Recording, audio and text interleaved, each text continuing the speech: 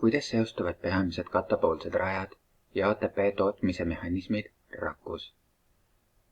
Vaatame alustuseks radasid: glükolüüs, beeta-oksidatsioon ja tsitraaditsükkel. Esiteks glükolüüs.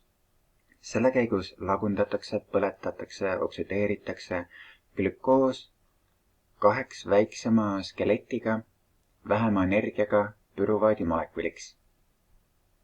Hapniku asemel oksüdeerib toitainet tsütoplasmas vabalt liikuv elektronkandja nikotiinamiid-adenosiin-diinukleotiid, mis lagundamisel võtab endasse elektrone ja vesinikke, redutseerub ja salvestab niimoodi osa vabanenud energiast.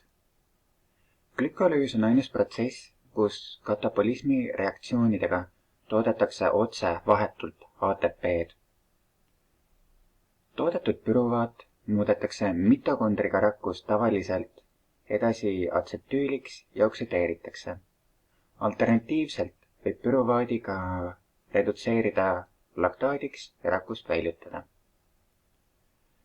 Beta-oksidatsioon on analoogne glükolüüsile, selles mõttes, et toitaine, mis on alguses pikema skeletiga, lagundatakse, oksüdeeritakse väiksemateks ühenditeks, atsetüülirühmadeks, ja saadav energia kantakse üle elektronkandjatele.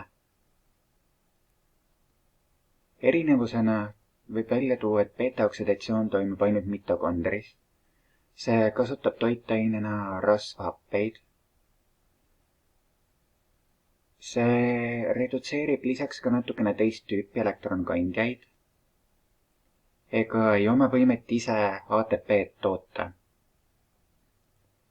Tsitraaditsükkel on teistele järgnev lõplik katapoolne rada, kus seni ainult vähenenud süsinikskelettist jääb järgi ainult äralendav CO2, kus üksikul süsinikul on kõik sidemed ainult hapnikuga. Tsitraaditsükkel kasutab sisendina atsetüülrühmasid.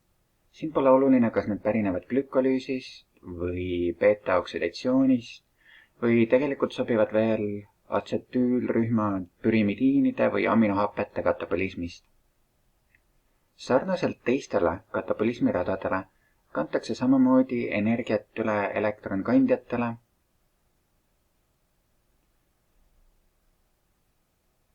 ja sarnaselt beta-oksidatsioonile puudub võime vahetult ise ATP-d toota. ATP tootmise mehhanisme on 2. Esimene neist oli glükolüüs. Teine on oksüdatiivne fosforüülimine. See võtab kogu energia, mis katabolismi käigus sidemetelt saadud on.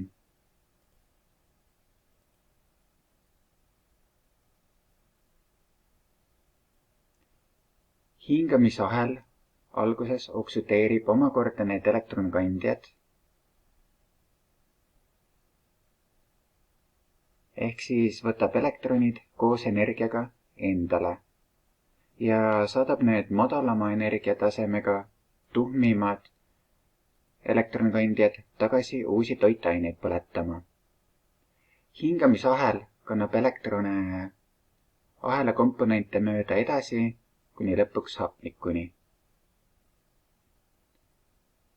Seda elektronide voolu kasutatakse, et pumbata vesinikke mitokondri sisemembraani ümber.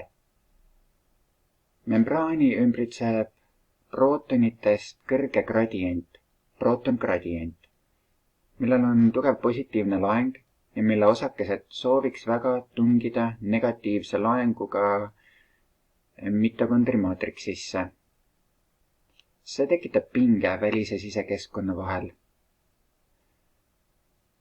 Põhimõtteliselt on olukord sarnane membraani potentsiaaliga neuronites.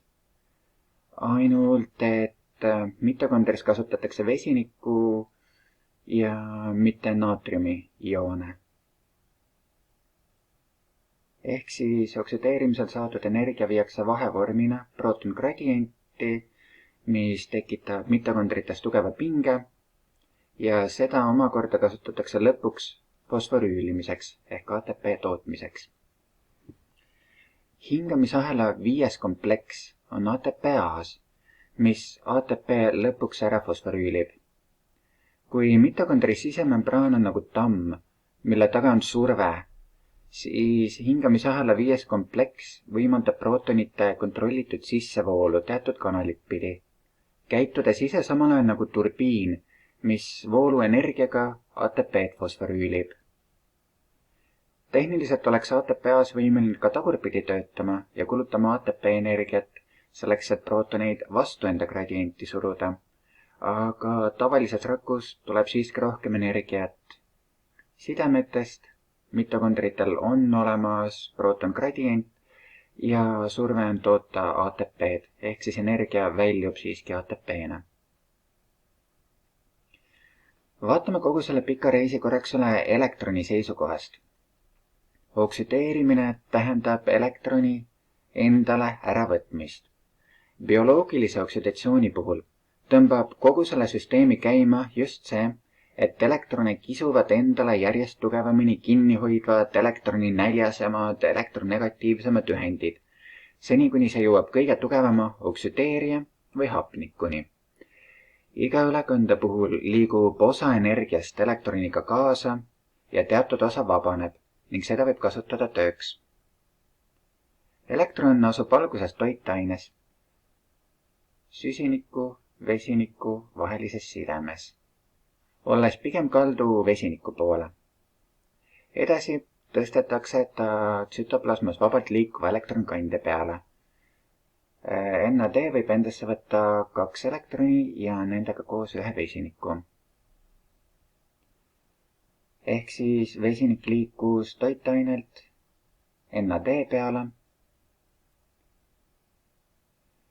Siit liigub ta mitokondri sisemembraanis oleva kas kompleks 1 või kompleks 2 peale. Sealt omakorda mitokondri sisemembraanis liikuva Q10 peale. Omakorda kinni oleva kompleks 3 peale, omakorda membraanide vahelises ruumis liikuva tsütokraam C peale, lõpuks kompleks 4 ja siis lõpuks hapniku peale. Nüüd on elektron jõudnud enda lõppsihtmärki ja nii-öelda rahul.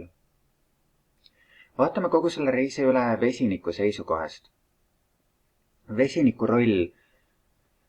Kuna vesinik on molekulidest kergemini minema pääsev positiivse laenguga ioon, on selle põhiline roll negatiivse laenguga elektronidele järgi jooksmine. Algul on ta toitaines vesinikuna süsinikuga seotud. Kui elektron sealt ära võetakse, siis hüppab vesinik kohe uue molekuli peale järgi ja kantakse samamoodi mitokondri sisemembraani esimese või teise kompleksi juurde. Aga kui elektron kantakse kompleksidele üle, siis vesinik jäetakse lihtsalt teiste prootonite juurde siia gradienti maha, kus vesinik pikalt akna taga vaatab, igatseb ja lõpuks kuidagi ennast kompleks 5 kaudu sisse surub. Edasi on vesinikul mitu võimalust. Hingamisahela komponendid pumpavad iga 2 läbivoolava elektroni kohta läbi välja 10 prootonit, mis siis suunab need prootonid tagasi ukse taga seisvasse pingsasse massi, mis peab sissepääsmiseks uue pileti ostma. Alternatiivselt võivad juba sisemembraani läbinud vesinikud ühineda enda kaua igatsetud elektroniga H2O ehk siis veemolekulis, aga peavad arvestama, et hetkel kuuluvad elektronid juba hapnikule, mis neid väga tugevalt kinni hoiab. Kolmanda variandina võivad vesinikud kuluda fosforüülimisel fosfoanhüdriidsideme tekkimiseks. Selle kõige tagajärjel hoitakse sees tugevat negatiivset gradienti ja väljas olulist positiivset prootongradienti, mis võimaldab vajadusel kiiresti ATP-d sünteesima hakata. Ja jälle meeldetuletuseks, mitokondri aktiveerimine toimub siis, kui adenosiindifosfaat satub adeniinnukleotiidi translokaatori juurde.